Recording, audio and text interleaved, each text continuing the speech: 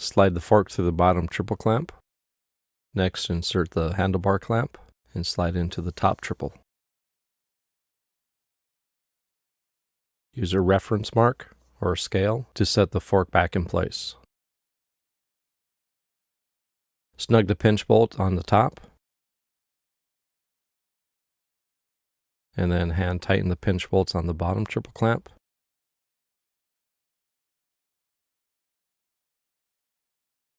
Come back and torque to spec.